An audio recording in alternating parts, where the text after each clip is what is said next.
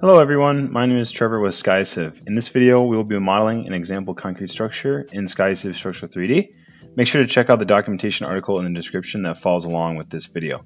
We're going to be covering topics in this video such as nodes, members, materials, plates, as well as the meshing of those plates. So let's just get started.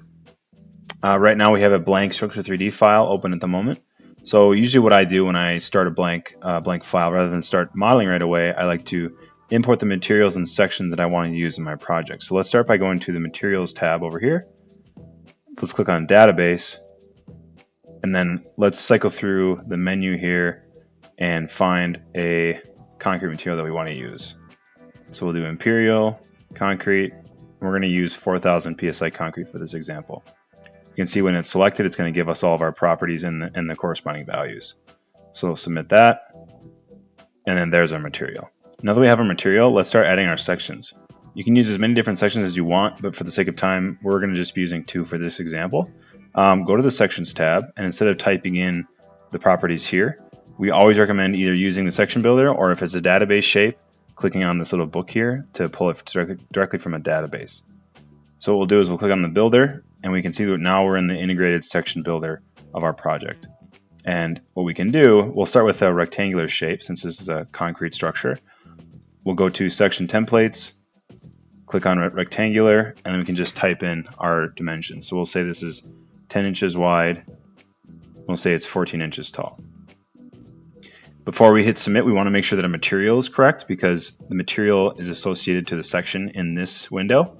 So we'll go over to material, and now we see that our general concrete 4000 PSI material is available here. So that's why I have the workflow like that, where you import the materials first, then you're able to apply the materials to the sections. If you do it in the other order, you won't be able to see this material right away here. So we'll submit that.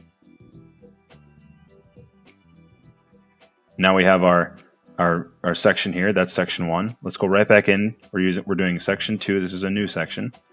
We're going right back in. We're going to add a circular section. And we're going to say this is 10 inches wide. So we have a 10 by 14 rectangular section, and now we have a 10-inch diameter circular section. And now those two sections are shown in the bottom left here. This would be our kind of our key or our legend for those. And now that we have kind of the front-loaded stuff done, we can actually just start modeling our structure. So we'll go over to the right, and we'll turn on the pen tool. This is probably the most popular tool and the most easiest tool to use when you're generating your structure. Let's also make sure to change the snap size to 0.5 feet instead of 0.1. And we'll come back over here. We'll click once to generate a node at 0, 0, 0. And then what we can do is we can start drawing in our structure here. And we can do it in any 3 directions. What we're going to do is we're going to go up 30 feet. So we can start, just draw it. But if you're in a certain direction, you can actually type the number itself. So if I type in 30 and hit enter, we have our 2-story up here, or second story up here that we are assuming is at 30 feet. And we can do is we can continue to model. So we're going to go in this direction, in the Z direction, and we're going to go about 55 feet. So again, since it's kind of off the page here, I'll just type in 55, hit enter. And now that we have kind of the scale figured out, I can draw the leg down or the column down. And what's nice about the pen tool is that you can see that once it identifies at the same elevation as the other column, it's going to recognize that and show you. So if we click, now we have our little frame here. So let's continue by clicking on the midpoint with the pen tool, which generates a node. And then let's draw down our mid column here. Now we have 3 columns and our top girder there. And then we'll grab the midpoint of this column, click on that, and we'll snap to this member, continue and chain along and snap to this member. So now we have our 2-bay frame here. And what we can do is we can click on this top member as well. And we can right click, split member by intersecting nodes or members. It'll do the same thing in this case. And now we can see we have our 2D frame that we want to start with. So we have our columns, 2-story columns, and we have our girder members here. So now what we'll do is we'll actually use the duplicate function to model the rest of the structure. So we will drag from the left to right to select everything that it touches, and we'll grab all of the members as such. We'll right click, go to repeat. We're going to say this is in the global X direction, so a positive X axis. We want 1 repetition. It's a linear repetition. And we're going to say it's 25 feet across. We'll also uncheck any of these repeat supports or loads, but we'll say we want to connect the nodes with members. That's what we want to do. So we'll hit submit. We can see that it's going to generate the other half there and connect between them. So all we need to do is manipulate the view a little bit, grab these members that are connecting the kind of the supports, and now we have our 3D frame here. So moving on, we're going to generate some framing members on the top, and we can do that by using this thing called the span tool. So right now we just have kind of the girders and the exterior beams shown here. But if we click on control and click 2 beams or members that are parallel with each other, and we right click, we can see that there's an option called span members.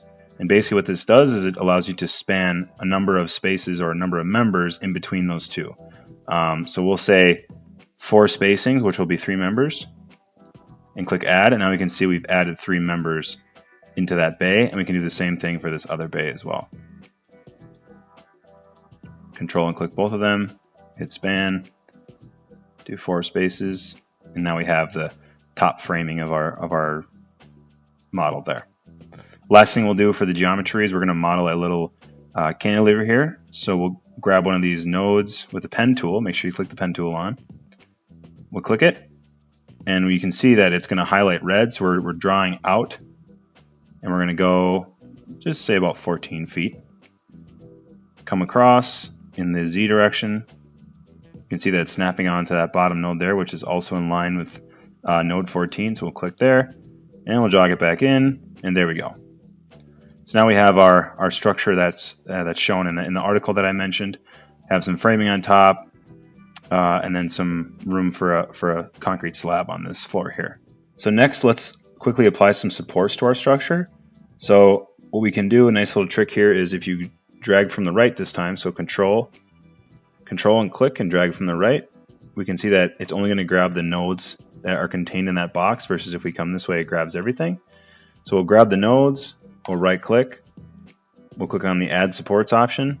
We can see the IDs of those nodes are populated in here, and we'll just throw some 3D pins on there, and we'll hit apply.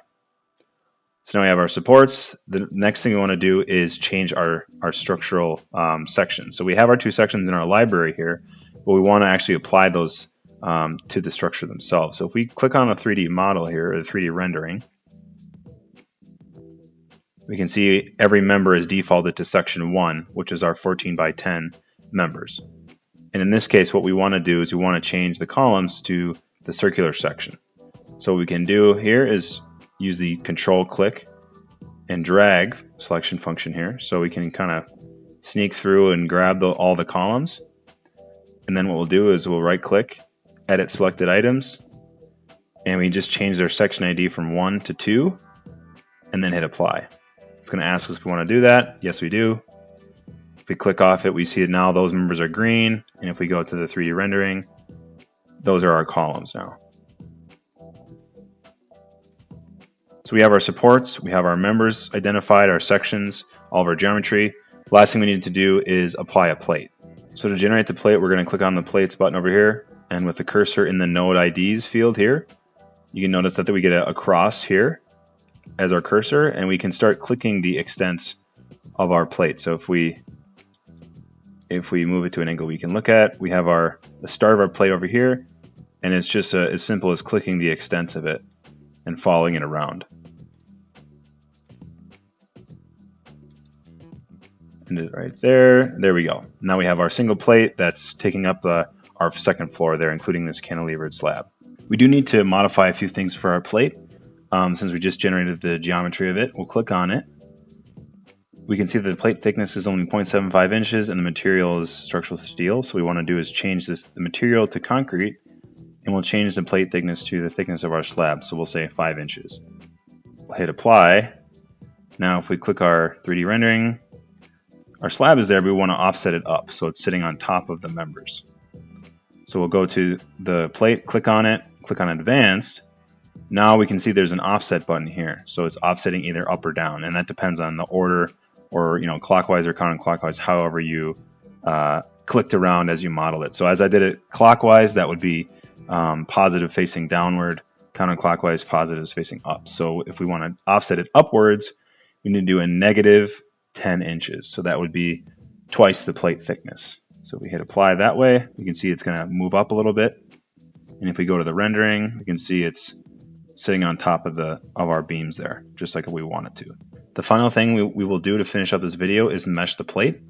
So head to the Advanced tab, and then to the Plates button, and then to the Plate Mesher. With the Plate Mesher tool, it allows you to kind of preview and mesh things without having to, go back and forth. So what we'll do is instead of typing in our plate ID, which is 1, we can just hit Select All. And because our plate is not orthogonal, we can't use structured quadrilaterals, but we can use unstructured quadrilaterals. And then basically, however meshing method you want, you can pick that, choose the granularity, or identify the physical size, and then preview that. So we're going to use parallelogram packing. We're going to identify a physical size of 1.5 meters, or excuse me, 1.5 feet. And then we can preview that. And there's our really good mesh there. And what we'll do is we'll change this, make this a little less granular. Say 2.5, preview. There we go. And there's the mesh for our plate. If we commit that, now we have our mesh plate. We have all the materials set, all the sections set, all the geometries set. We'll turn on the self-weight and we'll run the analysis.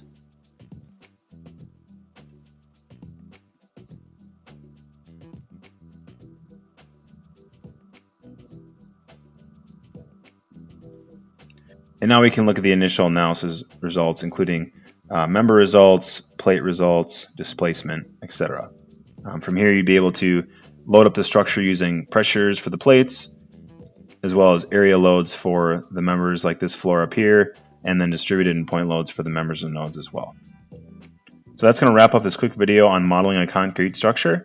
I hope you guys found it insightful. If you enjoyed this video, please subscribe to our YouTube channel and follow us on LinkedIn and Facebook. And then make sure to check out our software documentation for more information. Thanks again, and we look forward to seeing you on the platform soon.